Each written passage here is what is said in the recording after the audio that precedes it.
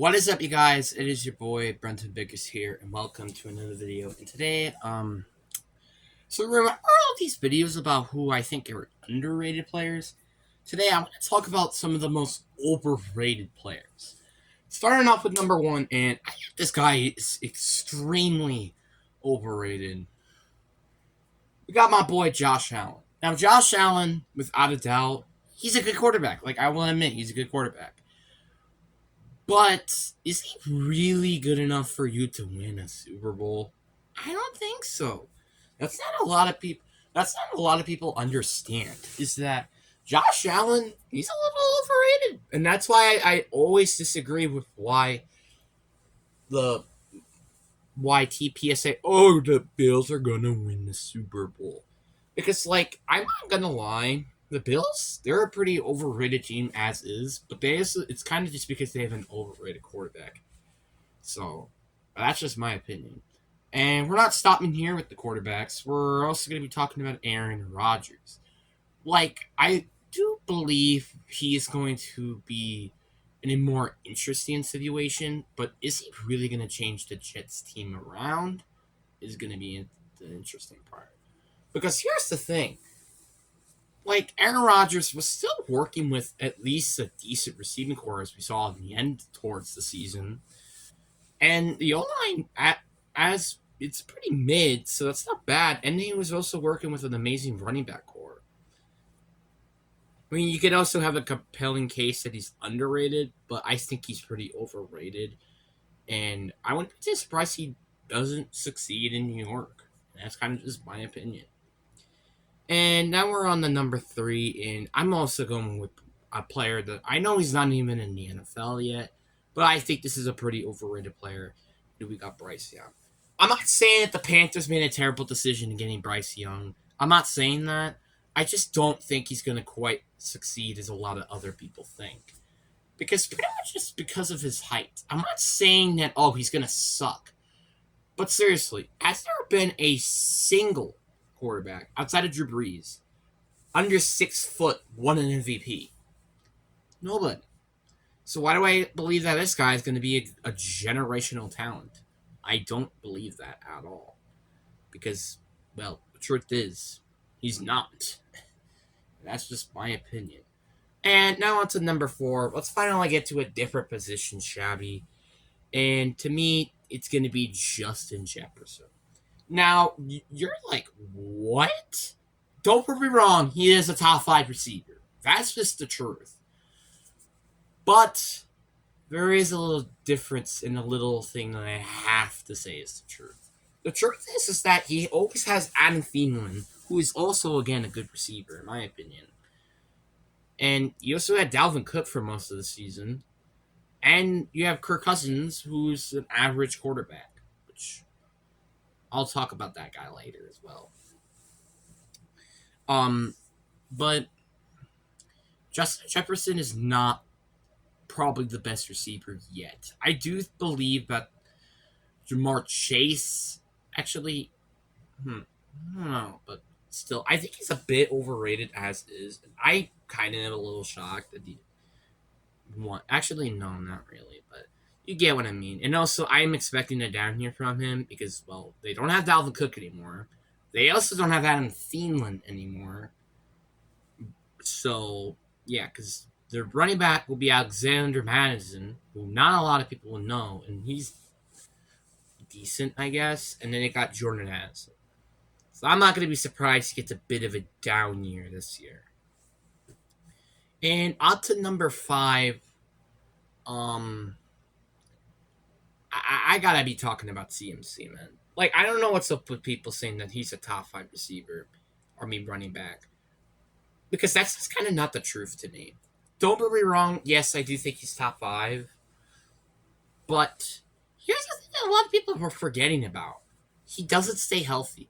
And that's a big issue. If he stays healthy, again, he's like a top 5 running back. But now he's with the Niners, which are known to having injuries. I won't be too surprised he gets injured. I'm not going to be surprised. If he does, well, don't tell you I didn't warn you. And on to the number 6. We're going back to the quarterback position. And we were going to talk about these two quarterbacks, Lamar Jackson and Kirk Cousins. Let's start off with Lamar Jackson. I understand he won an MVP. I understand. But is Lamar Jackson seriously going to make the Ravens win a Super Bowl with a fully guaranteed $190 million? Do I really see that happening? I don't think so. Like, you gotten to have 4 seasons. Yes, 4 seasons or 5 on a rookie scale contract. And yet you have yet to even win 2 playoff games. Heck, you make it to the AFC Championship, too. That's astoundingly funny and hilarious to think about. The fact that this team has yet to make it to the AFC Championship game is astounding. Do you think he has had a terrible receiving core? Yeah, obviously. But again, it's also the thing is that he's one in the run heavy offense, and two, you already have Mark Andrews, and he had an over 1,000-yard receiver, Marquise Brown, not that long ago.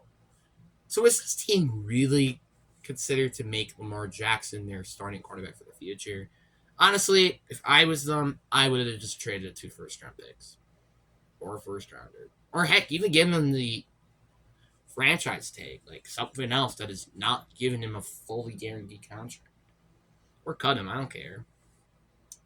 And then we got Kirk Cousins. In my opinion, probably the most mid quarterback to this day, which really stinks because when they had him, you would figure, oh, Kirk Cousins is going to get him to win the Super Bowl. Matter of fact, they gone backwards. Yeah, Case Keenum turned out to be better than Kirk Cousins, which is actually really sad to see. Um, Kirk Cousins is good enough for you to literally not get a top 10 pick or any game changing picks, but he's also not good enough for you to actually succeed in the NFL. And I mean by actually winning a playoff game or even getting to the NFC Championship game. So I'm sorry, but that's kind of just the truth. And also on to number 8, and I don't know what's up with people talking. And another overrated player I think that a lot of people should probably consider is Geno Smith. Now, I give my man some respect in that NFC wildcard game. I give this my man some respect. But he's still pretty overrated. I mean, his contract was perfect sense. You get a 3-year deal worth $105 million. At least it's not fully guaranteed. So I really do think that was a worth contract for Geno Smith. But is he really this good? I mean, again, let's talk about what happens as the entire career.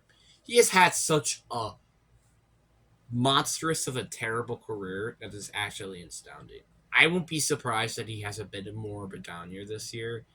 Kind of just because I'm not going to see that happening.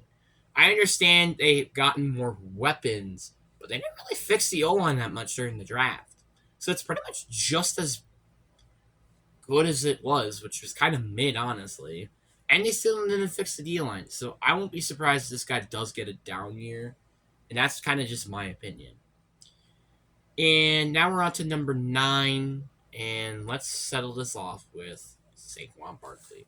Saquon Barkley has to be probably one of the more overrated players. Because the best seasons he's ever had was 1,312 yards. That's not a lot of yards for a running back, I'm going to admit. Like, Christian McCaffrey had a better breakout season. Josh Jacobs had a better breakout season. Heck, Todd Gurley was having more breakout seasons than Saquon Barkley was. So, the question is, I understand I'll give him a benefit of a doubt with health issues. But you can't really use that as an excuse to being the number 1 running back. Which I know a lot of people wouldn't say is the truth, but that's just my opinion. But Saquon Barkley is a bit overrated. And also, I'm expecting him to have a worse season with now Jalen Wyatt, Darren Waller now on the team, which are actually receivers. So, yeah. And then the last but not least, I'm gonna get some hate for the Cowboys. We got Dak Prescott. I mean, do I really have to say anything? I mean, he's the Cowboys quarterback. I think that's pretty respective, to be honest. But it just makes sense, and I'm really sorry to say this, but Dak, you're not that great. I'm not gonna lie though, he has had some good, great regular season performances. It's just when he gets into the playoffs, it just goes.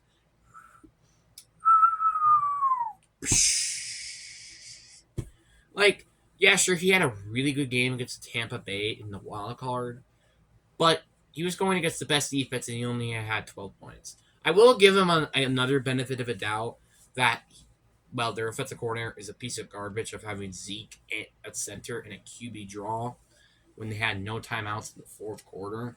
I'm going to admit that, but I still don't think that's quite a big enough an excuse for him to actually still be quite inconsistent as is. Like, he can be really good in the regular season, and that's why I say inconsistent. Because he's really good in the regular season, then he's quite inconsistent in the playoffs.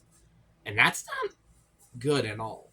I mean, look at like Joe Burrow or Patrick Mahomes. At least they have really good seasons in the regular season, but they also have really good playoff seasons as well. Something that he's never did before. So, yeah. Who do you think is also overrated? Make sure you put that in the comments below. If you like my video, I would consider you do that. But anyways, guys, hope you guys enjoy. Peace.